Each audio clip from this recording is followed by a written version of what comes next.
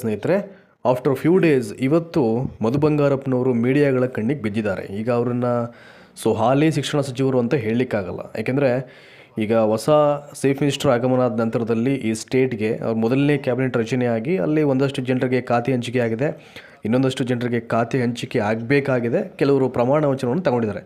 But ಇನ್ನೊಂದು ಲಿಸ್ಟಲ್ಲಿ ಇನ್ನೂ ತುಂಬ ಜನರಿಗೆ ಒಂದಷ್ಟು ಖಾತೆಗಳನ್ನು ಹಂಚಿಕೆ ಮಾಡಬೇಕು. ಅದು ಮಂತ್ರಿ ಆಗೋ ಅಥವಾ ಯಾರಿಗೆ ಯಾವ್ಯಾವ ಖಾತೆಗಳನ್ನು ಹಂಚಿಕೆ ಆಗ್ತಾರೆ ಅದು ಯಾರಿಗೂ ಗೊತ್ತಿಲ್ಲ ಈಗ. ಆ್ಯಂಡ್ ಇವತ್ತು ಈ ಮಧು ಬಂಗಾರಪ್ಪನವ್ರನ್ನ ನಿಮ್ಮ ಖಾತೆ ಹಾಗೆ ಕಂಟಿನ್ಯೂ ಆಗುತ್ತಾ ಹಾಗೆ ಹೇಗೆ ಅಂತ ಕೇಳಿದ್ದಾರೆ.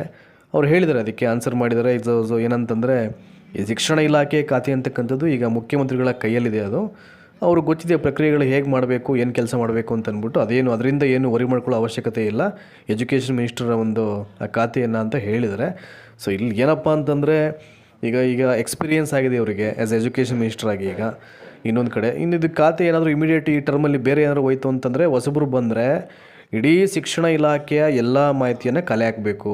ಏನು ನಡೀತಾ ಇದೆ, ಏನು ಮಾಡಬೇಕು, ಚಾಲೆಂಜಸ್ ಏನಿದೆ, ಯಾವ್ಯಾವ ಪ್ರಕ್ರಿಯೆಗಳನ್ನು ಇಮಿಡಿಯೇಟ್ ಆರಂಭ ಮಾಡ್ಕೋಬೇಕಾಗಿದೆ, ಯಾವುದಕ್ಕೆ ಹೆಚ್ಚು ಡಿಮಾಂಡ್ ಇದೆ, ಏನು ಸಮಸ್ಯೆಗಳಾಗಿದೆ, ಲ್ಯಾಕ್ ಆಫ್ ಟೀಚರ್ಸು, ಇವೆಲ್ಲವೂ ಕೂಡ ಸಾಕಷ್ಟು ವಿಷಯಗಳನ್ನು ಅವ್ರು ಕಲೆ ಹಾಕಬೇಕಾಗಿದೆ. ಆ ನಿಟ್ಟಿನಲ್ಲಿ ಇದು ಬೇಗ ಹೇಗಾಗುತ್ತೆ ಅಂತ ಕಾದು ನೋಡಬೇಕಾಗಿದೆ. ಈಗ ಸದ್ಯಕ್ಕೆ ಅವರನ್ನು ಹಾಲಿ ಶಿಕ್ಷಣ ಮಂತ್ರಿಗಳು ಅಂತ ಹೇಳಲಿಕ್ಕಾಗಲ್ಲ. ಇನ್ನೂ ಅವ್ರ ಖಾತೆ ಕಂಟಿನ್ಯೂ ಆಗುತ್ತಾ ಇಲ್ವಾ ಅನ್ನಲಿಕ್ಕೆ ಸಂಬಂಧಪಟ್ಟಾಗೆ ಯಾವುದೇ ಕನ್ಫರ್ಮೇಷನ್ ಇಲ್ಲ. ಹಾಗಾಗಿ ಈಗ ಅವರು ಏನು ಬೈಟ್ ಕೊಟ್ಟಿದ್ದಾರೆ, ದಯಮಾಡಿ ನೀವೇ ಅದನ್ನು ವಿಡಿಯೋ ವಾಚ್ ಮಾಡಿ. ಅದು ವಿತಿನ್ ಫ್ಯೂ ಡೇಸಲ್ಲಿ ಮತ್ತೊಂದು ಲಿಸ್ಟಲ್ಲಿ ಅನೌನ್ಸ್ ಆಯಿತು ಅಂತಂದರೆ ಇವ್ರು ಕಂಟಿನ್ಯೂ ಆಗ್ಲೂಬೋದು ಅಥವಾ ಬೇರೆಯವ್ರಿಗೆ ಖಾತೆಯನ್ನು ಕೊಡ್ಲೂಬೋದು. ಹೀಗೆಲ್ಲ ಇದೆ. Let's watch that video.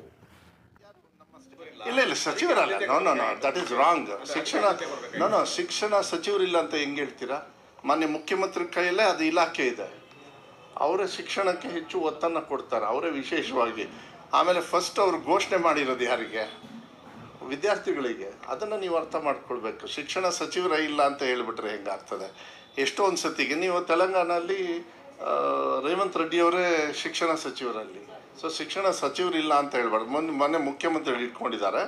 ಮೊನ್ನೆ ಮುಖ್ಯಮಂತ್ರಿಗಳು ಅದನ್ನು ನೋಡ್ತಾ ಇದ್ದಾರೆ. ಅವ್ರ ಇಲಾಖೆಯಿಂದ ಎಲ್ಲ ಬ್ರೀಫಿಂಗು ಕೂಡ ತಗೊಂಡಿದ್ದಾರೆ ಒಳ್ಳೆ ರೀತಿಯಲ್ಲಿ. ಏನಂದರೆ ಟೈಮ್ಲಿ ಯಾವಾಗ ಶುರು ಆಯಿತು ಕ್ಲಾಸಸ್ಸು, ಆ ಟೈಮಲ್ಲಿ ಇನ್ನೂ ಯಾರು ಓದ್ ತೊಗೊಂಡಿರಲಿಲ್ಲ. ಇದೆಲ್ಲ ಆಗದೇ ಇರೋದು ಸ್ವಲ್ಪ ಗೊಂದಲ ಅಂತೇಳಿ ನೀವು ಅಂದ್ಕೊಂಡಿದ್ದಾರೆ.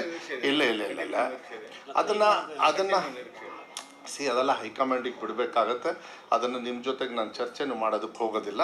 ಹೈಕಮಾಂಡ್ ಅವ್ರಿಗೆ ಗೊತ್ತಿದೆ ಏನು ನಿರ್ಧಾರ ತೊಗೊಳ್ಬೇಕು. ಅದು ಒಳ್ಳೆ ರೀತಿಯಲ್ಲಿ ನಿರ್ಧಾರವನ್ನು ತಗೊಳ್ತಾರೆ. ಪಬ್ಲಿಕ್ ಶಾಲೆ ಇಲ್ಲ, ಕನಸಿನ ಕೂಸು ಅಂದರೆ ನಮ್ಮ ಕಾಂಗ್ರೆಸ್ ಪಕ್ಷದ ಕನಸಿನ ಕೂಸೋದು ಅದು ಆಗ್ತದೆ. ಅದು ಕಂಟಿನ್ಯೂ ಆಗೇ ಆಗ್ತದೆ. ಶಿವಮೊಗ್ಗದಲ್ಲೇ ಮಾಡ್ತಾರೆ. ಅದು ಸರ್ಕಾರದಿಂದ ಆದಷ್ಟು ಬೇಗ ನಡೀತದೆ. ಆ ಟೈಮಲ್ಲಿ ಸ್ವಲ್ಪ ಈ ಬದಲಾವಣೆ ಇದೆಲ್ಲ ಆಗಿರೋದ್ರಿಂದ ಸ್ವಲ್ಪ ಗೊಂದಲ. ಆ ಕಾರ್ಯಕ್ರಮಕ್ಕೆ ಆಯ್ತಾ ಹೊರತು ಆ ಕಾರ್ಯಕ್ರಮ ನಿಂತಿದೆ ಅಂತ ಹೇಳಲ್ಲ. ಆ ಕಾರ್ಯಕ್ರಮ ಇದೆ. 1,000 ಶಾಲೆ ಏನು ಕರ್ನಾಟಕ ಪಬ್ಲಿಕ್ ಶಾಲೆಗಳಾಗಬೇಕು, ಅದಾಗ್ತವೆ. ಮತ್ತು ಶಿಕ್ಷಣ ಇಲಾಖೆಯಲ್ಲಿ ಇನ್ನೇನೇನು ಬದಲಾವಣೆ ಎಲ್ಲದೂ ಕೂಡ ಚೆನ್ನಾಗುತ್ತೆ. ಮೊನ್ನೆನೂ ಕೂಡ ರಿಸಲ್ಟ್ಸ್ ಕೂಡ ನೀವು ನೋಡಿದ್ರಿ. ಭಾಳ ಸಂತೋಷ ಏನು ಅಂದರೆ CET-ಯಲ್ಲೂ ಕೂಡ ಯಾರು CBSE ICIC ಅಂಥೇಳಿ ಆ ಗುಂಗಿತ್ತು ಸಾಮಾನ್ಯ ಜನರಲ್ಲೂ. ICIC ಅಂದರೆ ಗುಡ್ ಕ್ವಾಲಿಟಿ, CBSE ಅಂದರೆ ಅದಕ್ಕೆಲ್ಲ ಈ CET-ಯಲ್ಲಿ ಉತ್ತರ ಕೊಟ್ಟಿರೋದು ಶೇಕಡಾವಾರು 78%, 74% ಯಾರು ನಮ್ಮ ಸ್ಟೇಟ್ ಬೋರ್ಡ್ ಅವರು. ಅಂದರೆ ಕ್ವಾಲಿಟಿ ಆಫ್ ಎಜುಕೇಷನ್ ನಮ್ಮ ಸ್ಟೇಟ್ ಬೋರ್ಡಲ್ಲಿ ತುಂಬ ಅದ್ಭುತವಾಗಿದೆ, ಚೆನ್ನಾಗಿದೆ. ಕೊರತೆಗಳು ಬೇಕಾದಷ್ಟಿದ್ದಾವೆ. ಅದು ಮುಂದಿನ ದಿನಗಳಲ್ಲಿ ನಮ್ಮ ಸರ್ಕಾರದಿಂದ ಮಾಡ್ತಾರೆ. ಇಲ್ಲ ನೋಡಿ, ಅದೆಲ್ಲದೂ ಕೂಡ ಪಾಪ ಅವರವ್ರಿಗೆ